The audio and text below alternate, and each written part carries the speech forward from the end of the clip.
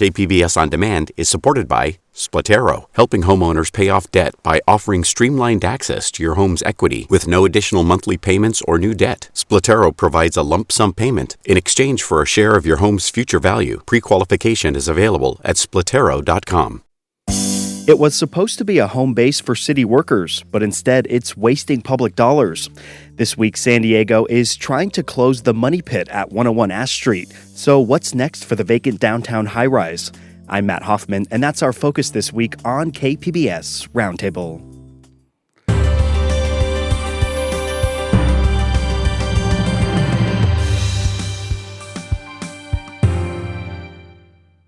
KPBS On Demand is supported by Splatero, helping homeowners pay off debt by offering streamlined access to your home's equity with no additional monthly payments or new debt. Splatero provides a lump sum payment in exchange for a share of your home's future value. Pre-qualification is available at splatero.com. Hello and welcome to KPBS Roundtable. I'm your host, Matt Hoffman. And joining us to dive into one of San Diego's biggest financial blunders are those who have covered it closely. Investigative reporters Jeff McDonald from the San Diego Union Tribune, Voice of San Diego's editor-in-chief Scott Lewis, and KPBS Metro reporter Andrew Bowen. They're all here, and we really want to thank you all for your time and joining us. We know you've done a lot of reporting over the years, all of you, but let's focus on what happened with Tuesday's settlement that supposedly is ending this whole lease-to-own saga. Let's get your views on why this move by the city is so significant. Starting with Jeff McDonald from the UT. Jeff, kind of a simple question, but maybe not a simple answer. Was this expected? Was it expected? I think so. Once it came back the second time to the council docket, you might remember it was withdrawn last month, less than an hour before the start of the council meeting a month ago, allegedly to give more time to the officials and the public to digest what the mayor had put forward because it was pretty complex. So the question became, well, if it does come back, they're going to make sure and have the votes. So I think it was pretty clear they had at least 5 votes, which is what they needed. And Scott, what are your thoughts here? Well, the city just agreed to purchase 2 towers downtown for $132 million and committed itself to a vast redevelopment of the city's downtown core, perhaps the most ambitious, complicated real estate development project that they've ever undertaken. And it's going to be fascinating. They even during the meeting, Sean-Elo Rivera, the council president, said that he wanted city staff to come back at the end of October with a plan for how they would do that. And he said, look, I know there are a lot of people who think we can't pull this off, but I'm going to hold us accountable to do that. It's a bet that I'm willing to take. So not just a settlement of this lawsuit, but a vast and very complicated undertaking has just begun to reinvent the whole core of the city. And Andrew, what are your thoughts on this deal? Well, one thing that I've heard from a lot of folks, both this at the city council meeting this week online, is that they're really upset about the deal. Most of the public commenters were against it, and many of them have said they think that the mayor and the city council members who supported this deal will pay a price come election day. That might be true. I still don't really have a good sense of how many people in San Diego are actually aware of 101 Ash and the whole scandal behind it. It's a complicated story and it doesn't make for great, quippy attack ads. And we just had an election where one candidate tried to make it a campaign issue, Barbara Bree running against Todd Gloria, and Bree hit Gloria very hard over his vote in favor of the lease-to-own deal that ended up being so disastrous for the city. And Gloria still won that election by almost 12 points. So it doesn't seem to me like a topic that is top of mind when voters will be going to the ballot box, but we'll see. And speaking of Gloria, let's hear from him. He's the one who made the final arguments for why the city should spend that $132 million to move on from this entire issue. Here he is explaining that situation to council members during public comment on Tuesday. Simply put, all of the other options are far worse. Let me explain. The best case litigation scenario is that we prevail in our lawsuits and void our leases on these 2 buildings. This would mean paying tens of millions of dollars to restore 101 Ash Street after the botched remodel, only then to handle the keys over to Sistera to profit from. That would also mean that we would need to find and lease commercial office space for the over 800 city employees that currently work in Civic Center Plaza. It would mean that after all of this, the city would have nothing to show for it, not the buildings nor the valuable land they sit on. And Andrew, as you alluded to a little bit earlier, not everyone is buying the mayor's reasoning there. Why did 3 city council members vote against this settlement? Well, they had a couple different reasons. Councilmember Marnie von Wilpert said that she would support settling the lawsuit at some point, but just not right now. She seemed to think that if we were to wait a little bit longer, that more information might come out that, from all of the concurrent investigations that are going on, and that might bolster the city's legal case and maybe get the city a better deal because they'll have more leverage to extract more favorable terms from the building's current owners. Council members Vivian Moreno and Monica Montgomery Stepp cast the other 2 no votes, and they sounded, to me at least, more opposed to this settlement on principle. Moreno in particular has been very vocal about this issue. She says, the city was defrauded and that the people who orchestrated this should pay, and we shouldn't be paying them. And they seemed, just the 3 of them, less concerned about losing the lawsuit at trial, given the city attorney's confidence in the city's legal case, and also less interested in actually owning the buildings, which, as Scott alluded to, is part of a larger plan to redevelop the civic core of downtown. Voice of San Diego's Lisa Halverstadt is another local reporter who has done a lot of work on this story, a lot of investigative work. Scott, we know that you were her editor many times on those stories, so let's talk about money here. $132 million, you guys mentioned it before. What exactly is the city going to be getting for that? 2 buildings. They really wanted those buildings. Let's be clear. So $80 million of that is going to come from cash that the city is going to free up from its capital improvement project funds. If you think about a bunch of buckets, half full, 3/4 full across the city for projects, new parks, libraries, bathrooms that are falling apart, roads, all across the city. They all have these buckets that are, not full. And if they get full, they can start to build those projects. And that whole thing is called the Capital Improvement Projects Fund. They're going to take cash from that, and they say it won't delay or hurt the progress of those projects because they'll just borrow money for those projects. It's a significant amount of money, and it's going to have, I think, ripple effects around the city budget for a long time.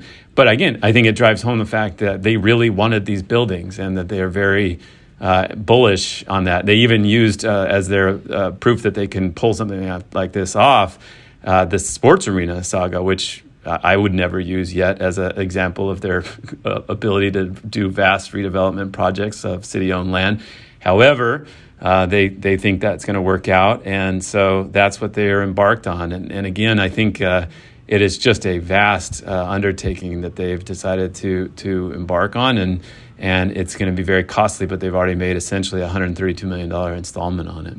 And in just a little bit, we'll soon get to maybe what the city's going to be doing with those 2 buildings. But let's bring back in Jeff McDonald from the San Diego Union-Tribune. Jeff, your story this week, it gets into the debate over whether this was the right move or not. Former city attorney Mike Aguirre, he was behind a losing effort to try and stop this, at least temporarily. And the current city attorney, Mara Elliott, she was against that. Why did they want to roll the dice and let this play out in court? Well, they both sides feel confident of prevailing. When I say both sides, I mean Aguirre, who represents a taxpayer suing the city in an unrelated case to these votes by the council on Tuesday, and Elliott was convinced she would prevail in court, so she wanted an opportunity to win in court. I want to go back to this $132 million, however. There's a footnote in one of the attachments the city provided that notes that they're borrowing the money to pay this $132 million. The repayment could cost as much as $207 million, so they didn't talk about that during the meeting the other day, but we reported that a couple of weeks ago after reading some of the fine print in the reports that the mayor's office put forward. So it's going to be a lot more than $132 million. And the Civic Center Plaza also needs up to $60 million in repairs. So this acquisition of the city is going to cost a lot more than what they agreed to spend the other day. Also, the settlement's only a partial settlement. Both the cases brought forward by the city, the settlement relieves Sistera Development and its lender, CGA Capital, of any liability in the case and pays off the leases 100 cents on the dollar. But it remains a as defendants, real estate broker Jason Hughes and a number of contractors that performed work on the Ash Street building. So those cases are going to persist in court, and we'll see where those go. Also, the taxpayer case brought forward by Aguirre and Severson is moving forward and set for trial in January as well in a separate courtroom. So the vote from the council this week has no bearing on that case, although we can presume the city might go in and ask for a dismissal on that based on the vote this week. We'll have to see what happens. Andrew, go ahead. And Matt, I think it's also important to talk just as much about what the city is giving up with this settlement as it is what it's getting out of it. A big part of the reason City Attorney Mara Elliott did not support this deal was that it bars the city from ever suing the other parties in this settlement in the future. Even if we discover new information about how Sistera might have been acting in bad faith in the deal, or future arguments that might bolster the city's position, we won't be able to go after them in court. So that was an important part, is that future indemnification from those other parties in the settlement. Yeah, I think that's really an interesting part of it. Remember, the city's case is that there was a criminal level conflict of interest with this, that their the real estate advisor, Jason Hughes, who had volunteered for the city and was advising them on this deal, had a conflict of interest because he had a contract with the sellers, the landlords of these buildings, that if the city made this deal, he would get 45% of the profits. If they didn't, he would have to pay 45% of their losses. So that's a conflict that the city says is not, is obviously against the law in their opinion, and thus should mean that the whole deal is voided. Now, that's the basic case against Sistera. So it seems odd that they would have that case and still pursue it when Sistera is the other party to that action. Literally was the one that paid Jason Hughes what he was paid. And so why they would settle that case and say it's fine there, but we're going to pursue the other party to that same conflict of interest, I think is a mystery to me. And I think at the heart of maybe why Marty von Wilpert said, I'm up for settling it, but there is also criminal investigation going on. We just saw was more significant than we thought, perhaps the last couple of weeks, because of some filings the district attorney has made and how interested she is in this conflict of interest, or alleged conflict of interest. And so why don't we just wait and see what might happen? As Andrew said, what kinds of things might be released so that we can decide if our leverage is a little bit stronger, maybe we can buy these buildings. And again, she even said, I'm looking forward to redeveloping downtown too. Let's do it. But we might be able to get a little bit more leverage, might be able to get a better deal. And they were they dismissed that concern and went forward and bought it as is. And then just like how you guys have brought up this idea of some criminality here, San Diego Mayor Todd Gloria, he brought up that same issue. Here's more from his public testimony. Now, I recognize that the proposed settlement agreement before you today won't satisfy anyone's thirst for vengeance, mine included. KPBS On Demand is supported by Splatero, helping homeowners pay off debt by offering streamlined access to your home's equity with no additional monthly payments or new debt. Splatero provides a lump sum payment in exchange for a share of your home's future value. Pre-qualification is available at splatero.com. It's been hard for me to even get to this point, given what we were told then versus what we know now.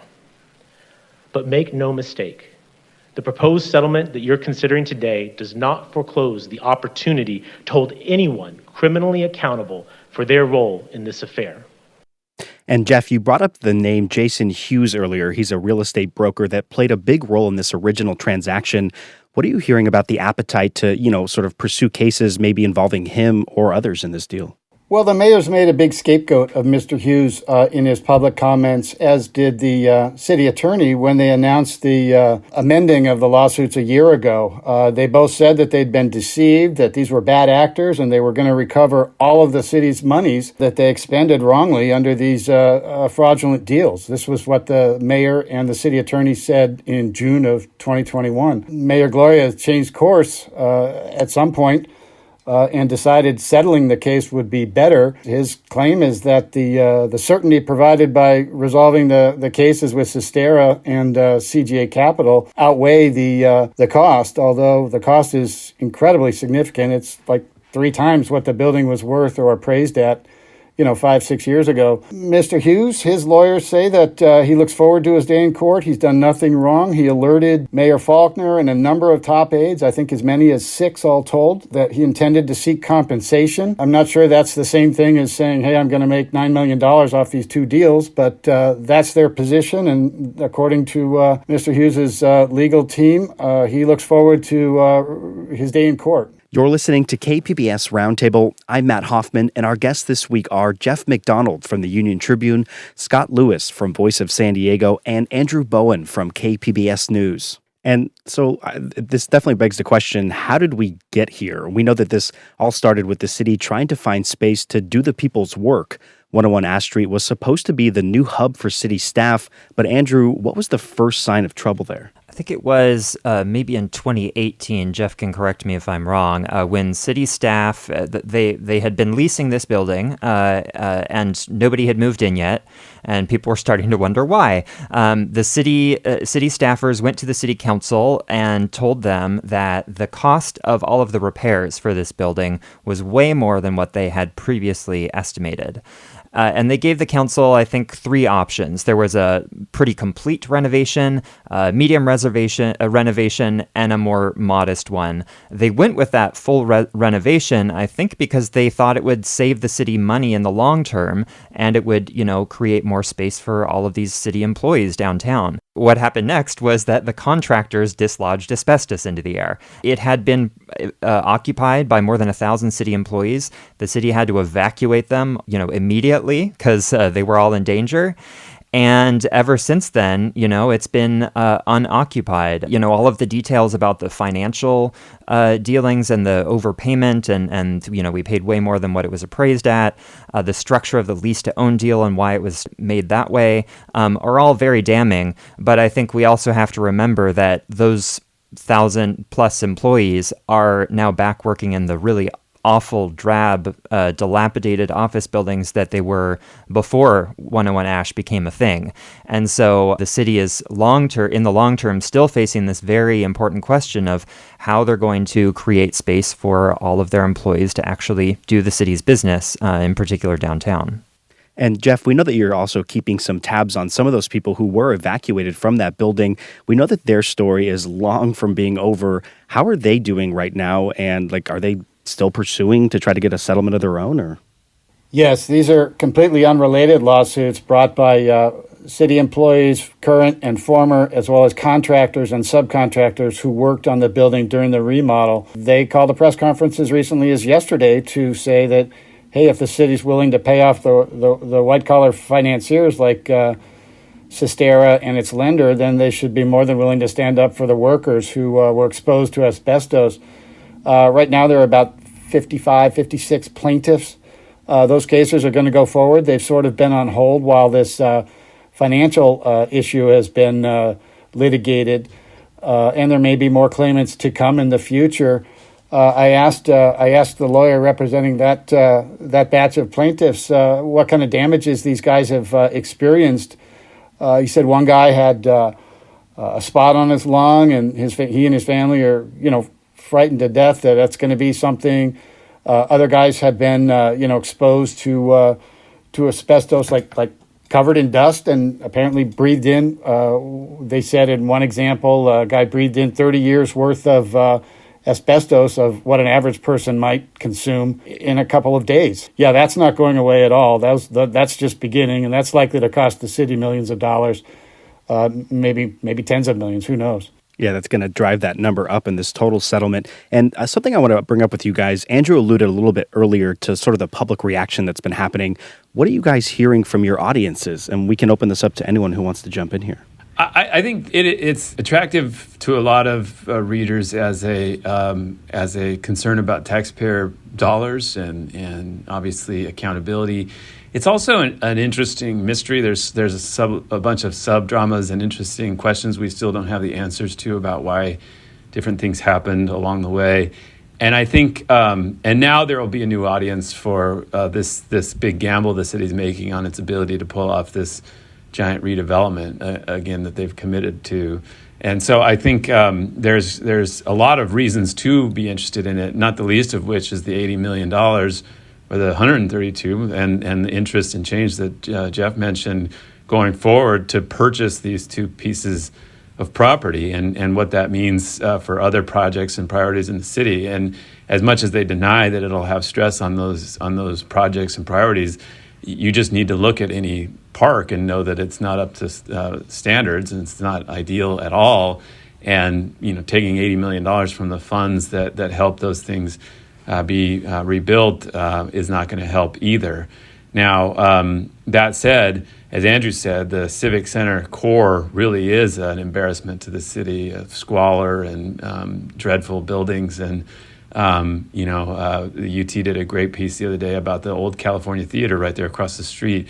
There's a lot of potential in that core area of downtown, and perhaps we could look forward to the benefit of that. So we'll see. There's just a lot of anger about the missteps that got into this. So what Jeff just described was this other part of the scandal, which is that the city went in as its own sort of contractor and did something that contractors know they can't do, which is disturb asbestos. And these old buildings have asbestos. They're built into the walls.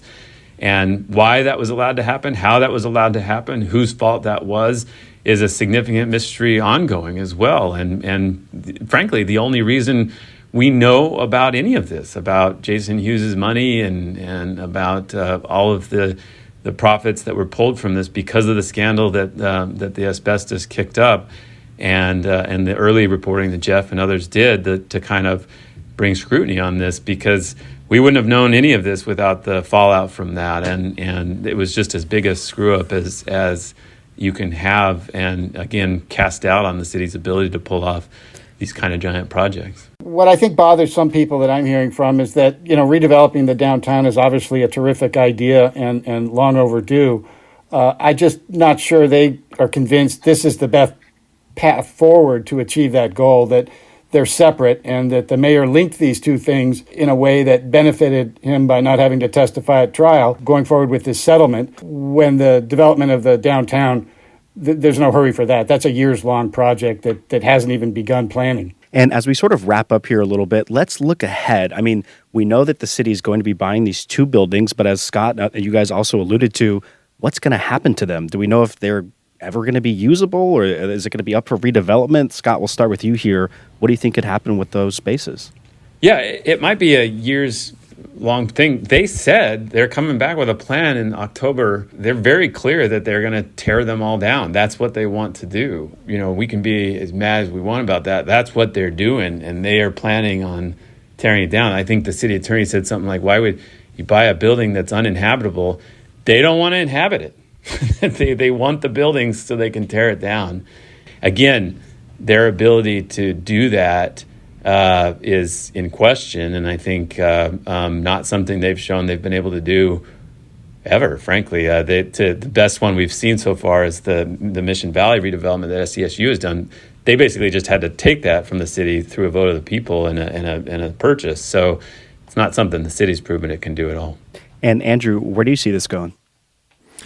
Well, of course, we do have still a big need for a new office space downtown. The city hall itself isn't particularly accessible or welcoming to people who want to go to city council meetings.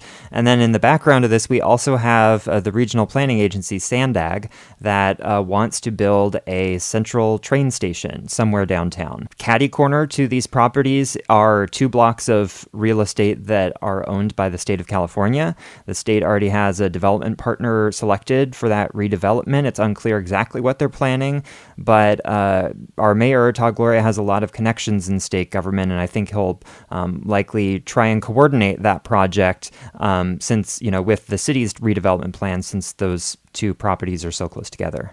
And Jeff, we know that you have a lot of sources on this story. What are you hearing could be happening with that land?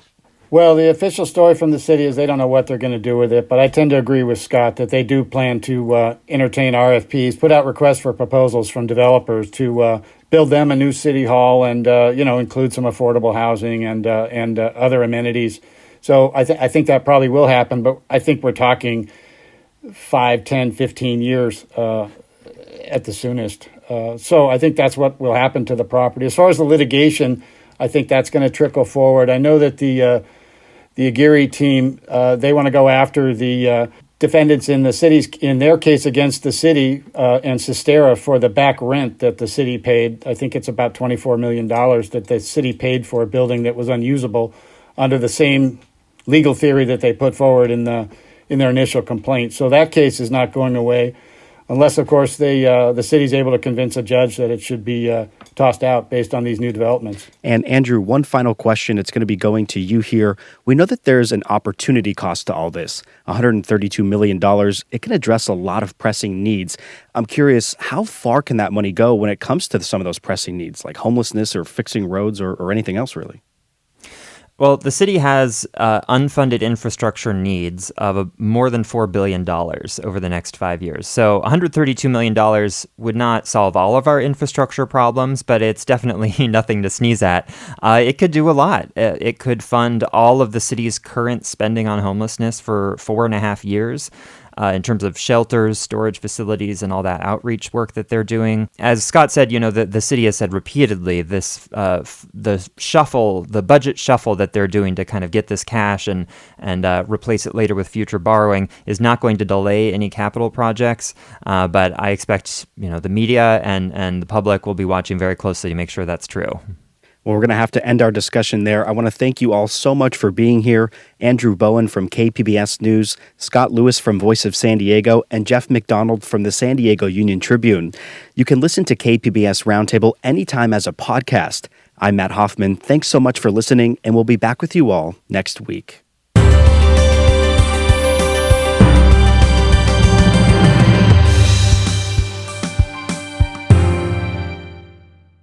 KPBS On Demand is supported by Splatero, helping homeowners pay off debt by offering streamlined access to your home's equity with no additional monthly payments or new debt. Splatero provides a lump sum payment in exchange for a share of your home's future value. Pre-qualification is available at splatero.com.